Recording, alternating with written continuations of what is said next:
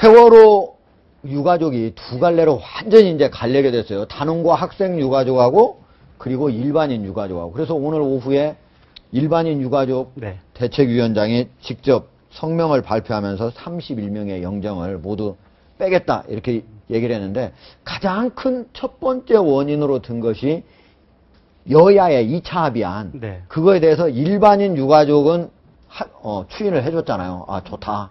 근데 그거를 마치 단원고 학생 유가족 측에서 마치 청와대의 어떤 뭔가 그 글자를 보고 그 다음부터 마음을 바꾼 것처럼 하면서 했기 때문에 이 부분에 대해서 상당히 사과까지 요구했는데 사과도 안 하고 하니까 빼겠다 이렇게 얘기를 했는데 네.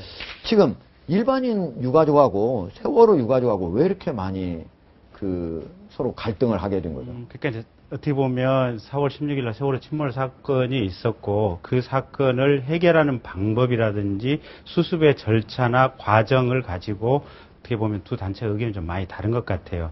거기다가 이 단원고 유가족 측은 일단 학생들 부모들이잖아요. 그리고 굉장히 동질적인 어떤 집단들이잖아요, 보면. 네. 대신 이제 일반인 유가족 같은 경우는 숫자도 학생 유가족에 비해서 한 7분의 1 정도밖에 안 될 거예요. 7분의 1, 8분의 1밖에 안 되고 또 조금 좀 이렇게 어떤 유가족들의 어떤 동일성이랄까 어떤 비슷한 유형이 아니다 보니까 조금 좀 의견 차이가 많이 있는 것 같고 결정적으로 이제 영정을 조금 이렇게 가르게 된 것은 그러니까 원래 인천에 일반인 그 분향소가 별도로 있긴 있었거든요. 네. 있긴 있었는데 최근에 이제 아마 일각에서 이게 김무성 대표하고 일반인 유가족 사이에 뭔가 모종의 밀약이 있었다 그런 얘기가 나오니까 결정적으로 좀 격앙돼서 아마 이렇게 한 것 같아요. 근데 좀 안타깝죠. 근데 그 부분은 보면. 지금 네. 증거도 없는 상태에서 얘기를 했는데 사과를 하라는데도 지금 사과가 안 되고 있잖아요.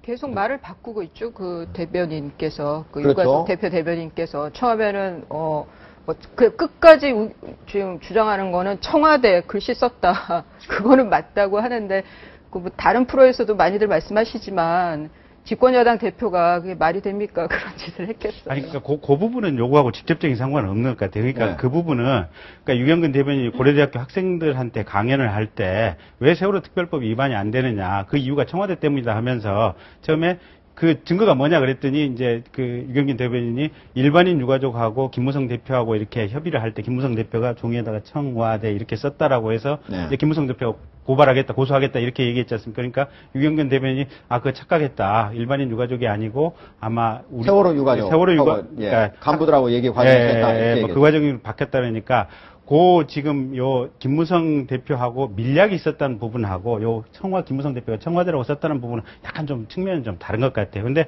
어쨌든 이게 특별법을 받아들이는 과정에서 입장차가 있다 보니까 결정적으로 좀 갈라진 게 아닌가 싶어요. 어쨌든 만약에 좀 잘못했으면 빨리 사과를 했으면 이런 일까지는 벌어지지 않았을 거 아니에요. 근데 저는요, 예. 세월호 유가족 부분은 사실 저렇게 일반인 유족들도 따로 목소리도 내고 여러 다양한 유족들의 실제 목소리가 나오는 게 오히려 정상적이고 맞다고 봐요. 그동안은 물론 대변인 집행부 해가지고 세월호 유가족 가족 대책위를 대표하는 집행부라는 게 있었는데 과연 그 집행부가 아무리 단원고 유가족이 일반인 유가족보다 훨씬 더 많다고 해도 어쨌든 일반인 유가족들의 목소리도 좀 나오고 다른 생각도 나오고 했어야 되는데 그동안의 그 집행부는 굉장히 강경일색이었거든요. 그래서 도저히 돌파구가 나오지도 않고 또 왜 세월호 유가족 분들이 이렇게까지 강경하게 한 가지만을 고집하며 너무 이렇게 좀 극단적으로 가느냐라는 것에 대한 우려가 우리 국민들 마음속에 곳곳이 있었어요, 분명히. 그러다 보니 이번에 사실 유가족의 폭행이라는 불미스러운 일을 계기로 어쨌든 집행부가 전원이 사퇴를 하고 일반인 유가족들도 지칠 거 아닙니까? 여러 가지로. 일반인 유가족들에게도 세월호 특별법 중요해요. 그리고 자기 가족이 허무하게 사망한 것에 대한 진상규명 굉장히 중요할 거란 말이에요. 애기 아빠도 있고 그렇잖아요.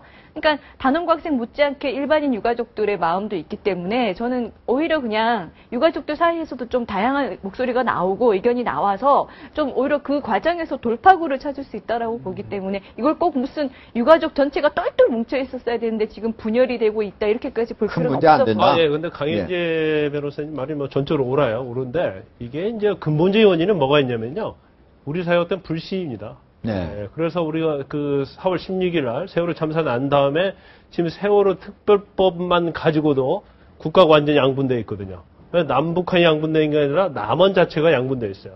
일단 여야하고 양분되어 있죠. 그다음 유가족 자체도 단원고 유가족과 일반 유가족이 또 양분되어 있어요. 더구나 이번 폭행 사건을 봐도 거기에 대해서 과연 김현 의원이 뭐 사과를 했냐, 새정치연합이 사과를 했냐 관해서도 또 양분이 돼 있고 또 변호사 단체도 양분이 돼 있습니다. 예. 특별법 관련해서. 그렇네요, 진짜. 그런데 또 지금 이번 폭행 사건에 있어서도요. 사실 유가족이나 그런 쪽은 또 민변 쪽에서 변호를 하고 있고 또 이쪽 대리기사 쪽은 또 그 반대쪽에서 변론을 하고 있거든요. 근데 이러한 것들이 근본적인 원인이 어디서 시작하냐면 바로 불신에서 시작되는 거예요. 예. 근데 그 참- 불신을 해소하는 것은 결국 어디서 해야 하냐면 정치권에서 해줘야 하는 거거든요. 알겠습니다. 근데 정치권 자체가 현재 식물국회 전혀 기능을 못하기 때문에 이게 국가가 이렇게 두동강이 나는 이런 결과를 낸 것이라고 보는 거죠. 알겠습니다. 좀 정치권이 좀 잘 해가지고 이 문제를 이렇게 분열되지 않고 좀 잘 해결이 됐으면 좀 좋겠습니다. 네.